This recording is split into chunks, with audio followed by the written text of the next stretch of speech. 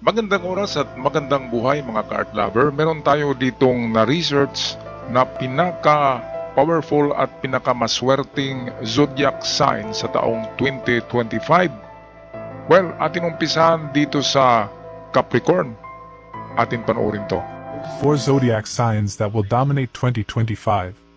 Top 4 Capricorn.in 2025. You're all about that steady climb to the top. Your focus, hard work, and patience are going to bring you major success. Whether it's in business or personal goals, you're winning. Top 3 is Scorpio. Itong mga balikan natin itong Capricorn ha. Ako kasi ay Capricorn ako. At ang mga Capricorn ay para sa akin lang to ha. Si Jesus Christ ay isang Capricorn yan. Kasi nasa December siya last week hanggang ang Capricorn ay December 21 hanggang January 19. So kung sinilang ka sa mga buwan na ito at petsa, December 21 at January 19, ikaw ay Capricorn. Ang mga Capricorn ay talagang masipag yan. At kapag nagtrabaho yan, kapag gusto nila ang kanilang trabaho, sila ay focus na focus at ayaw maisturbo. At medyo ang mga Capricorn ay medyo introvert ito medyo hindi gaanong lumalabas kasi focus na focus ang mga ugali ng Capricorn. Kaya sa taon na ito, lalo na ngayong January, ay ma-feel na kaagad ng mga Capricorns ang kanilang success. Kaya focus lang tayo sa ating mga trabaho, mga Capricornians. Ako'y Capricorn kaya alam ko, kung napansin nyo, meron akong 4 na channel sa YouTube, ay araw-araw ko talaga nilalagyan yan. At yung mga bagay na hindi importante, hindi ko na pinupuntahan o nilalabas. Halimbawa yung merong birthday party, yung ganyan, ay ipagmaliban ko muna yon. Ang importante lang ang aking kapag ako'y lalabas. So meron talagang focus ang mga Capricorn ngayon. Kaya ito yung masaganang taon. January ang umpisa ng paglasap ng mga Capricornians ng success, maliit man o malaki. Okay, punta tayo sa pangalawang pinaka-powerful, most lucky zodiac sign sa 2025. Ito yan. Scorpio. These strategic masterminds will be making major moves in 2025. You're playing the long game, and it's about to pay off. Nobody's gonna see your power moves coming, but they're gonna feel it. Top 2 on the list is Leo. Ito yung mga Scorpio ay mga mahilig pala ito sa sorpresa. Yung hindi ka pinapaalam nila, secretive lang sila ang mga Scorpio. Ang mga Scorpio ay isinilang ng buwan na October at petsa na 23 hanggang November 21. So October 23 hanggang November 21, kayo ay mga Scorpio. At secretive pala kayo, meron pala kayong mga tinatago. At kapag ipakita nyo ay tapos na nabulaga sila.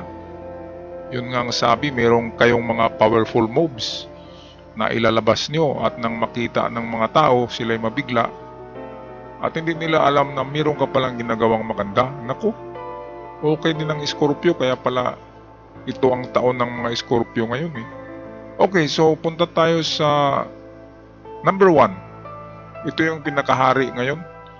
Hindi lang hari ito ng gubat hindi lang king of the jungle, kundi hari din ng horoscope at zodiac sa taong 2025. Ito na yan These lions are born to rule, and in 2025, your confidence will have you owning the spotlight.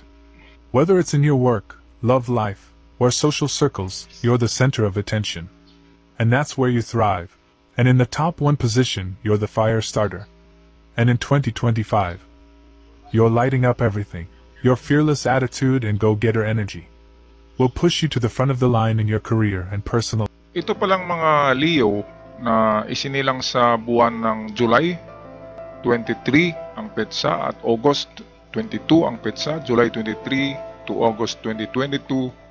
Ang mga Leo na zodiac ay pala ito sila? Mga fearless. Kaya nga layon adventurous ito sila, mahilig silang mag-travel, mahilig silang magtrabaho ng mga trabaho na hindi kaya ng iba. Mayroon akong dalawang kakilala na Leo sana ay napanood nyo ito. Kaya yung isa ay milyonaryo yung isa naman ay milyonaryo din. Yung mga nakilala ko na Leo, mga milyonaryo na mga zodiac. Galing ng mga Leo. Kaya kung kayo'y Leo ng zodiac, kayo ang number 1 ngayon. Kayo ang nasa sentro ngayon ng horoscope ng zodiac signs. Most powerful at number 1 Number 1 ng mga Leo ngayon. Kaya kung kayo'y Leo, magsumikap kayong magtrabaho kung hindi pa kayo milyonaryo. Kasi ito yung taon natin pala. Taon nyo. Ako yung pangatlo lang ako Pero na ano ko na feel ko ng swerte kasi ngayong January meron akong tatanggapin na swerte. Hindi ko nasasabihin, basta swerte. Swerte talaga. Medyo malaki-laki siya. Kaya happy ako ngayong January, birthday ko, January 13. At feel ko na parang totoo pala tong mga ganito, mga horoscope. Hindi lang natin alam kasi hindi tayo naniniwala. Pero kapag, ikaw ay isang maswerte, ay huwag kang tumigil sa trabaho, baka titigil ka Huwag tumigil, kayod ng kayod lang. At yan mo malalaman kung talagang swerte ang taon na ito, dahil sa kayod mong yan, sa pagkakayod mo, ay mabibili mo na or malalasap mo na or mahahawakan mo na ang mga bagay na gusto mo. Okay, so paki-subscribe mga ka-art lovers sa ating channel kung gusto nyo ng mga bidyong kagaya nito. Ako'y magpaalam na. Happy Prosperous 2025 sa lahat ng ating mga subscribers at sa mga visitors. Hanggang sa muli, paalam!